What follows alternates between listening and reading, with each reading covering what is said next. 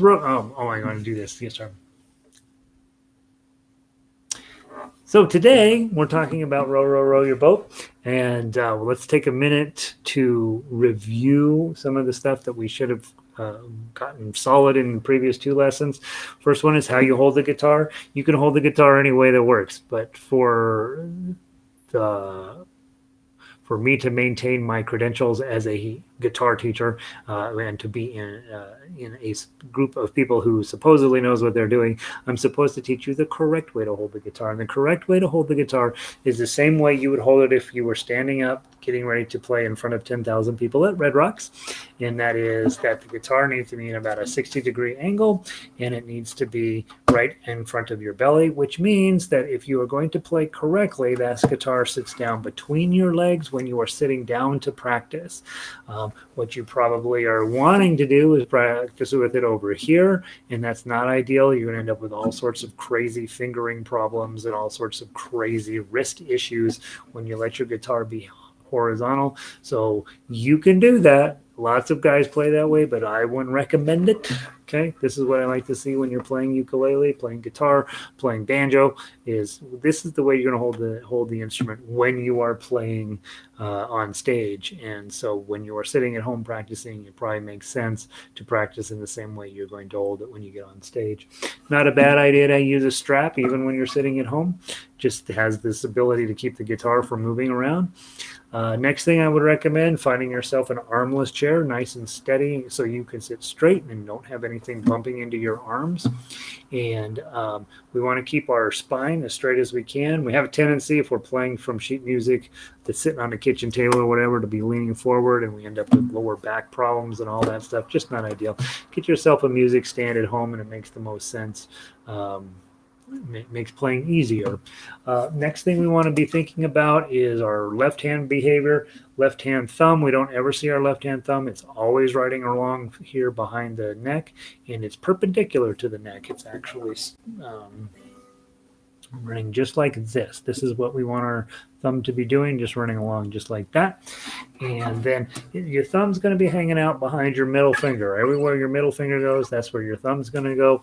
Again, we're trying to get the least amount of tension, the most hours of playing guitar in under our belt. And the way to do that is to have a nice soft chair, not properly played sheet music, nice left hand position. Notice my arm ends up very straight here. That's what we want. That's ideal. If you're playing this way, you have no choice but to do this.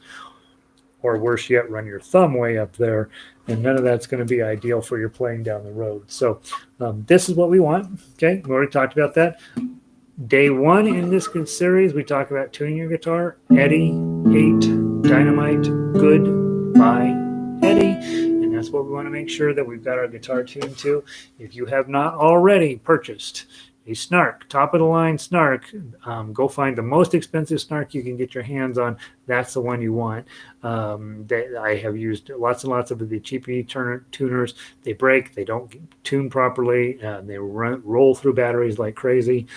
Snark doesn't pay me a penny to advertise them. I just have used all of the bad ones, and now at the studio I only carry the top of the line snark.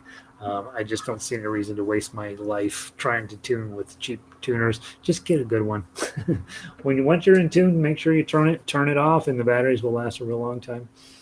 All right, and the batteries are available at every grocery store, so that's the other nice thing about those things. All right, guitar in proper position. I got my foot on my left leg up on a stool here, the little guitar stool. If you don't own one of these, you do want to get one. Every music shop has them. And that put your left leg in proper playing position. Right leg, I usually have it sort of out here in front, just nice and in a very relaxed position. I do notice when I get playing, I have a tendency to kind of tuck it back underneath me. I don't think there's anything wrong with that necessarily. So find somewhere to put your right foot and then try to leave it there. I was at a guitar competition a few months back, and those boys were and they were all boys, and it's always all boys. They were just sliding on their feet all over the place crazy. And I'm like, just pick a spot, man. Leave your foot where it's supposed to be. I don't want to be watching your feet. I want to be listening to your music. All right. Row, row, row your boat. That's the only song we're going to cover today. We've changed our program. We're going to do one song a day. every day at 5:30 p.m. Mountain Standard Time. Today it's Row, Row, Row Your Boat. Tomorrow will be a level 2 song. The day after that, a level 3 song. Then we'll come back to level 1, level 2, and level 3, and we'll be working it in that fashion.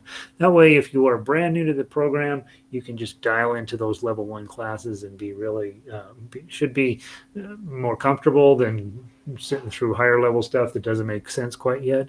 And also, if you're a higher level player, you're not here, right? You know how to play Row, Row, Row Your Boat. And again, it's not about playing Row, Row, Row Your Boat. The song is irrelevant. It's the tools and the skills that we need as fingerstyle guitarists, different than if we were playing folk music or if we were playing rock music. There's a different set of skills you use for those types of that type of guitar. And with this type of guitar, what we're setting you up for is either playing instrumentally both the chords and the lyrics without singing, and then being able to decorate those two things with arpeggio type work.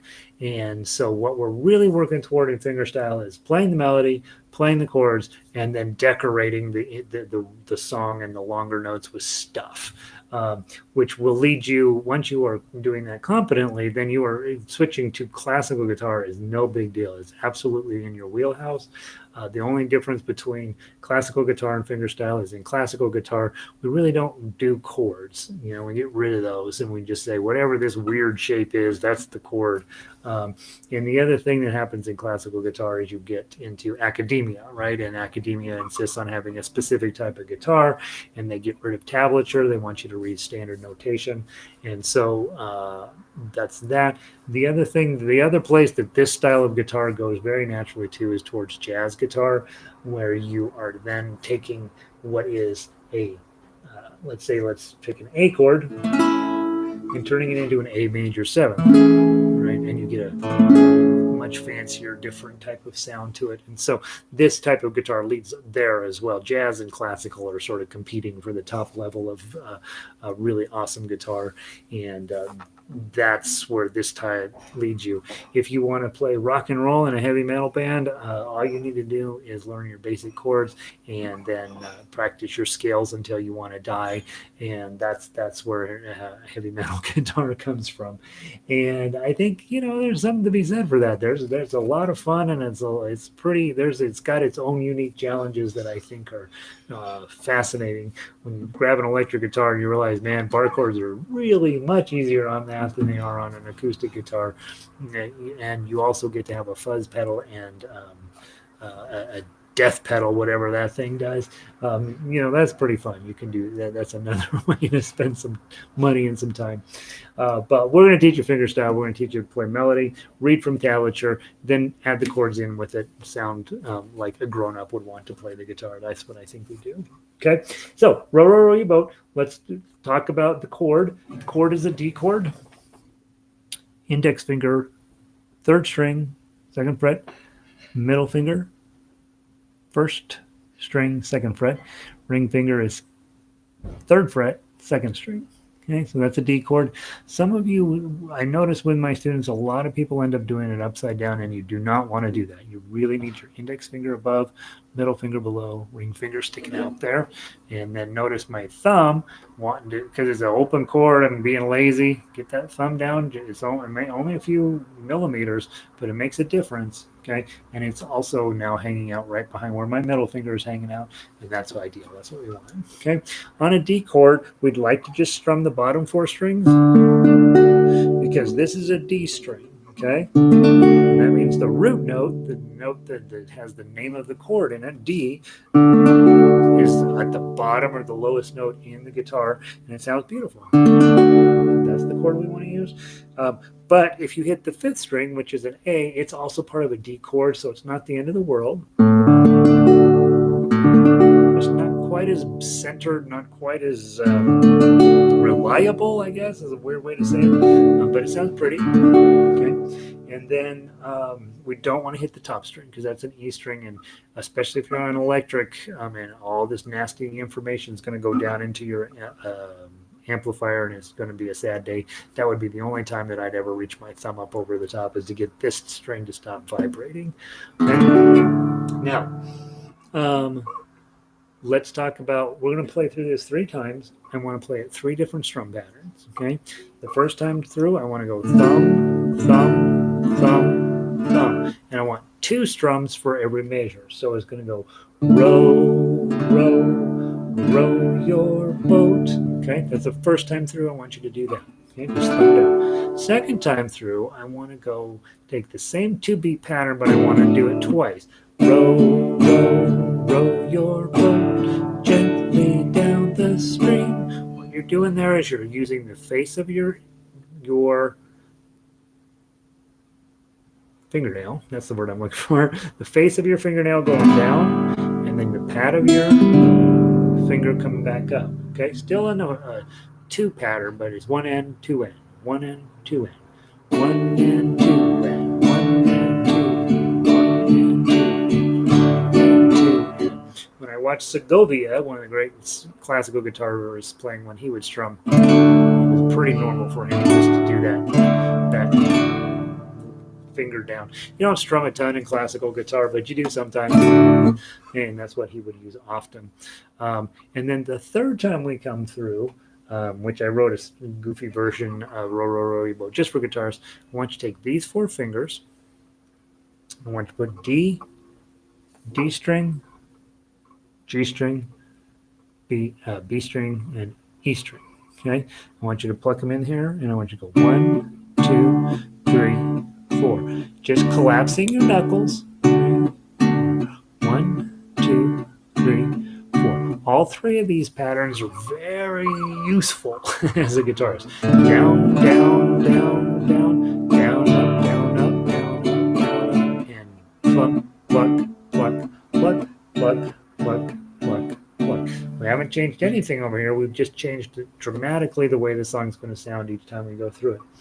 Okay, song is written in 6/8 time. That means there's 6 beats in a measure, but we're only going to recognize 2 of the 6. We're the first beat and the 4th beat. So it's going to sound like row, row, row your boat gently down the stream. So we're going to only strum twice per beat, twice per measure.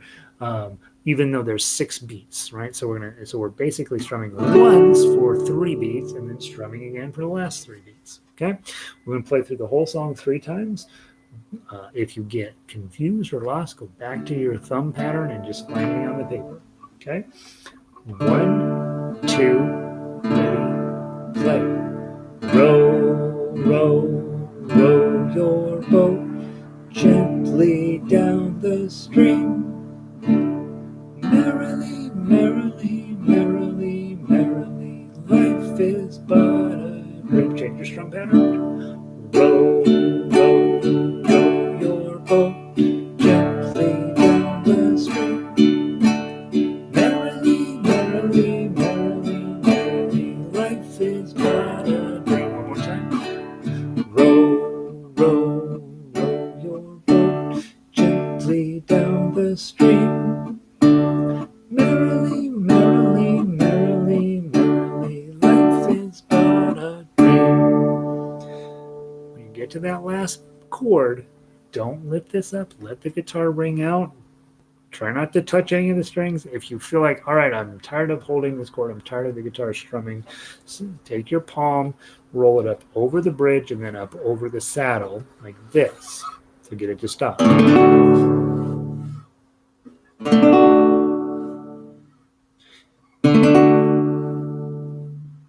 And that's how we stop the guitar from ringing. What we don't want to do is not good. All right, there's your D chord. In level 1, getting your D chord memorized like it's part of who you are is very important. D chord is going to come up in your guitar life. It's going to come up every day in your guitar life. And so that you want to get really confident with putting it on, taking it off, putting it on, taking it off, putting it on, putting it on, taking it off, putting it on, taking it off, strumming with our thumb, strumming with our index finger, strumming by plucking, okay? And that we want to do all those things. All right. Now, strumming is not really what the course is about. That's what all folk music teachers will teach you. They always teach you your chords, and then they expect you to sing. You heard my singing. It's pretty iffy. What we want to do is switch to playing the melody instead of singing the melody. And with that, we go to our tablature. We've already covered in the previous lessons Frere Jacques with playing it all on one string, and then we covered Frere Jacques playing it almost entirely in the second fret. And now we're going to put all those pieces together. So in this case, we've got 2 3s on the second string. That's how we're going to start off, okay? And in the first 3 measures, we've got 3s, which is going to be our ring finger, and we've got 2s, which is our middle finger, okay? In measure 4, notice you've got a 5 that's going to sneak up on you, and I'm going to recommend you use your pinky on that, okay? Your pinky's going to be what you want to grab that 5 with, probably, okay? As we start to move up the fretboard, we usually pull our whole hand up, and we usually do our index finger with the 5 here. The problem is I'm going to want your index finger to be coming down here to 10 here immediately after this. So I could have you do the 3, and then the 5. Maybe we'll do that instead. Either of those is acceptable. Using your pinky for the 5 or using your index finger to 5 and then sliding it up to 10. You get a little bit of a zing, and then a little bit of a slide there on your guitar. Might make it sound kind of cool. The one thing I will tell you is when you get down here to 10 for measure 5, you're going to want to hold both of those 10s down, both on the first string and the second string at the same time. Okay, that way you don't got to move anything in the 10s, as everything's where it's supposed to be. And then immediately after those 10s in measure 5, you need to jump all the way down here to the 2s. And again, you're shooting for your middle finger because it's a 2, and then your ring finger is going to grab those 3. And then that's when the 5 with your pinky is going to be necessary, because we've got to get a 3, 2, 0, 3. That's how we're going to do that, okay? So the first 5, I guess it's up to you. Pinky or index finger are fine. When you get to whatever you do it with,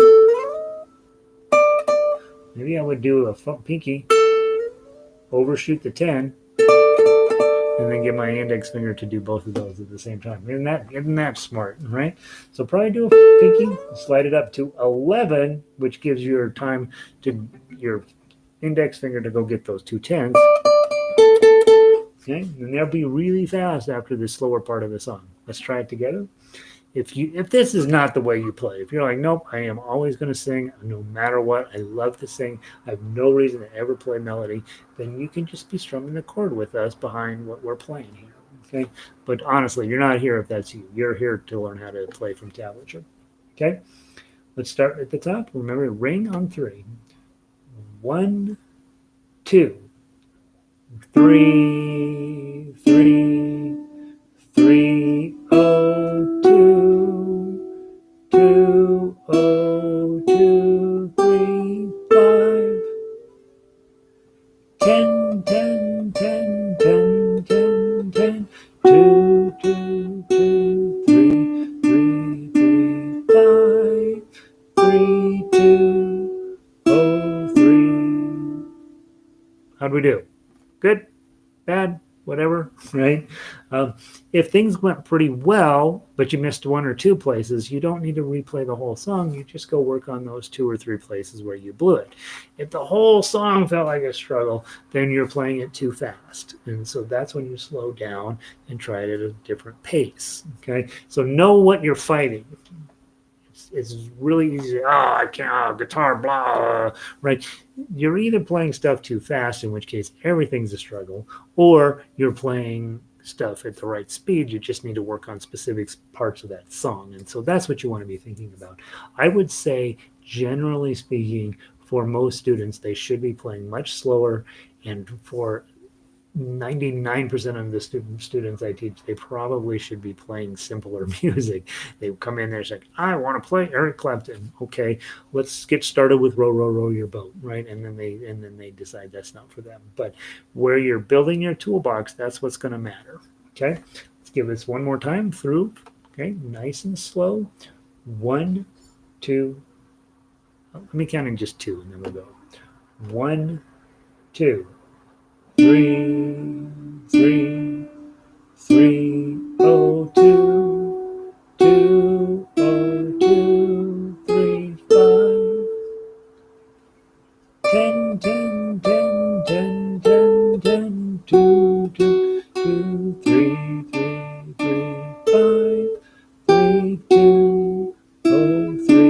again.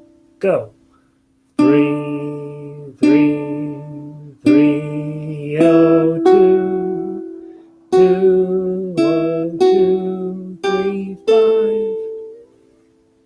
10, 10, 10, 10, 10, 10, 2, 2, 2, 3, 3, 3, 5, 3, 2, oh, 3.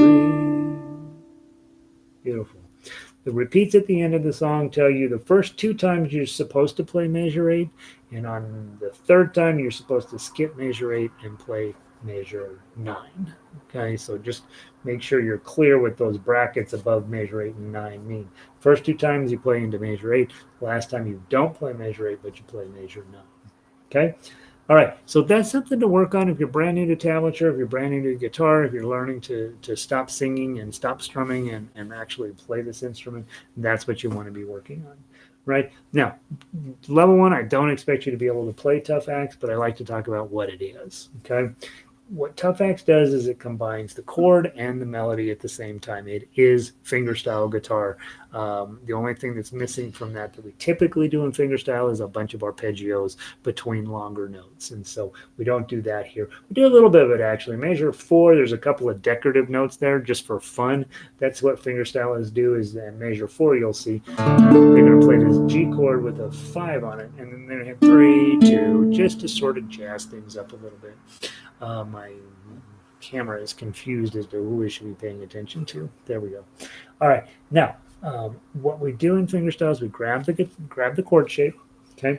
And what I'm going to do is just thumb down, but if you're a next level player, be plucking it like this.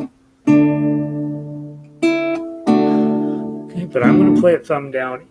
They work either way. Plucking it's a little bit more of an advanced skill. Playing it with the thumb down is sort of is a more beautiful way of playing the same song. Okay, and from the top, 1, 2, strum, strum, strum, oh strum, strum, oh strum, 3, strum, 3, 2, 10, 10, 10. 11, 10, 10, 1.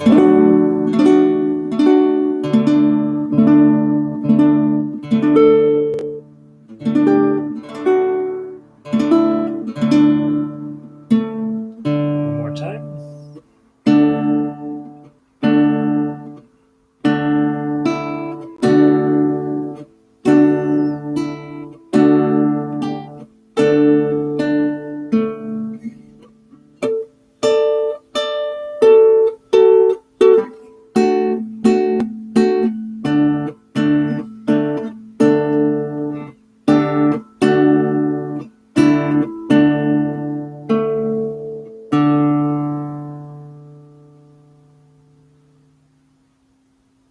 And that's what Tough Axe does. It takes the melody that we had already learned, takes the chord, and crunches them together, and so we can see what those are sounding like together. Okay. One thing I didn't talk about was rest stroke. On like measure 1, you're supposed to play 0, 2, 3, but you're holding a full D chord. So you're only going to play 0, 2, 3, and your thumb is actually going to rest on that first string. Okay. Make sure it doesn't go off, and it also has the happy consequence of you have a tendency to hit this string right above it a little louder, and that's going to be where the melody note is sitting anyway. So it's a really handy little tool. Oh, Jim, we're just wrapping up. Glad you're here. All right, that's what I know about Row, Row, Row Your Boat. Big things to take away today. D major chord, playing the melody up and down the neck, and then also make sure that when you are going way up to 10 that you have a strategy planned in advance, even before you've started playing.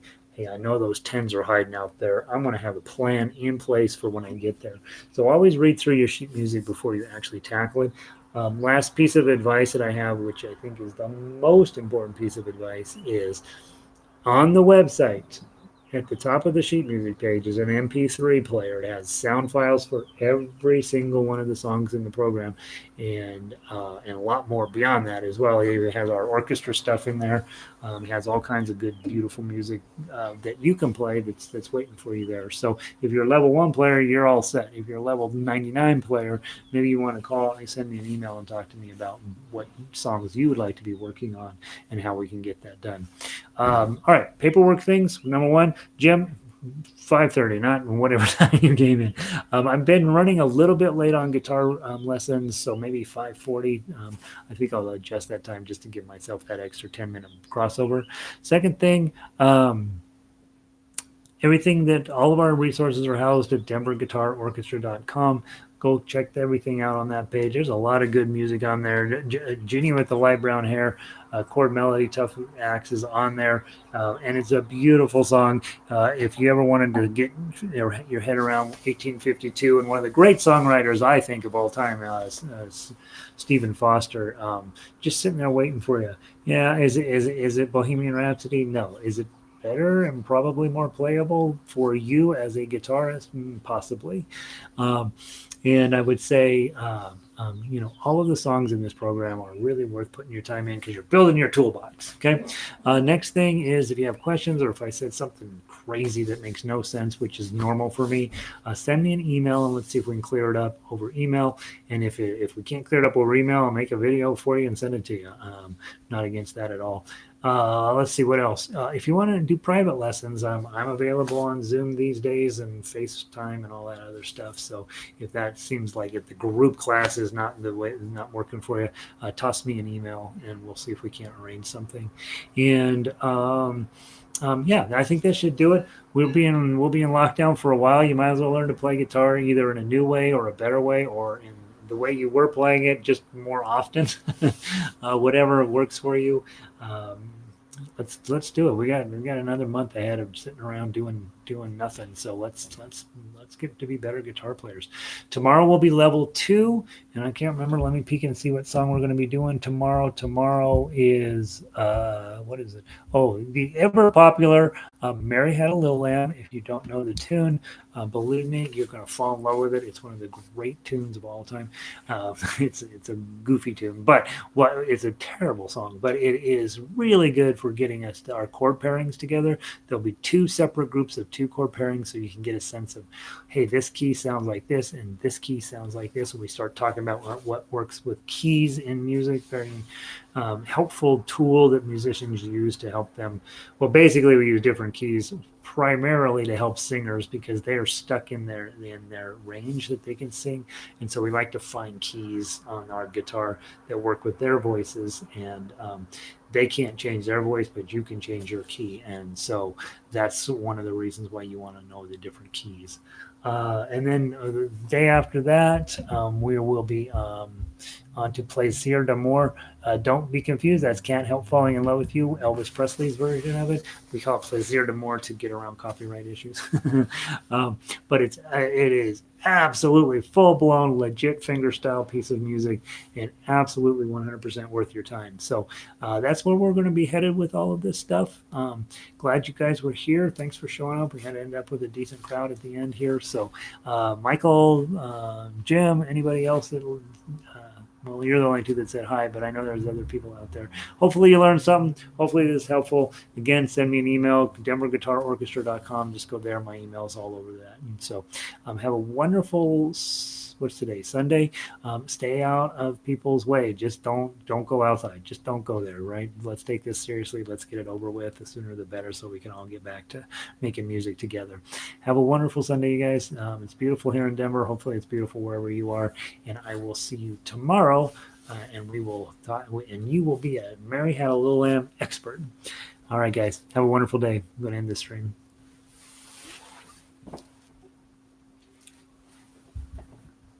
Thanks, Mike.